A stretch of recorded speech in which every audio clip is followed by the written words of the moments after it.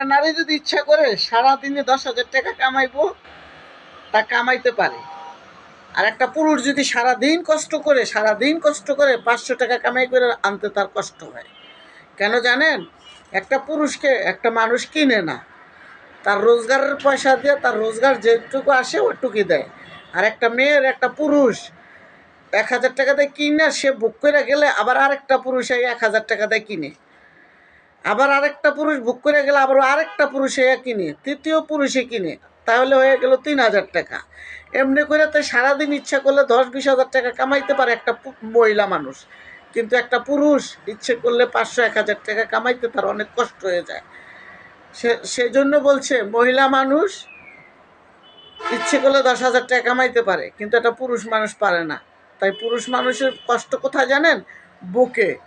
বেশি টাকা কামাইতে পারলে আমার পরিবারটাকে আমি সুখে রাখবো, শান্তিতে রাখবো। আর কম টাকা কামাইতে পারলে ওই পুরুষটা মনে মনে কান্না করে, ভিতরে কান্না করে, ভাইঙ্গা ভিতরে তছনছ হয়ে যায়, কাউকে বুঝাইতে পারে না, কাউকে বলতে চায় না, বলার মতো শক্তিও তার কাছে থাকে না। কিন্তু একটা মহিলা যখন 10,000, 8,000, 5,000 টাকা কামাই করে তার শরীর বিক্রি করে, তার কথার চ্যাটিংই থাকবে আলাদা, কারণ সে টাকা কামাইতে পারে, তার দেহ বিক্রি করতে পারে। কিন্তু আমার ভাইয়েরা টাকা কামাইতে পারে না, তাই বউর কাছেও ভালো থাকে না সবসময়, বউর মনও পায় না সবসময়। ভিতরে ভিতরে অনেক চোখের পানি ঝরে, কিন্তু ভাইটা আমার কইতে পারে না। কেন কইতে পারে না জানেন? কারণ ভাইটা আমার 10,000 টাকা কামাই করতে পারে না। 1,500 টাকা, 2,000 টাকা কামাইতে সর্বোচ্চ আমার ভাইয়ের অনেক কষ্ট হয়।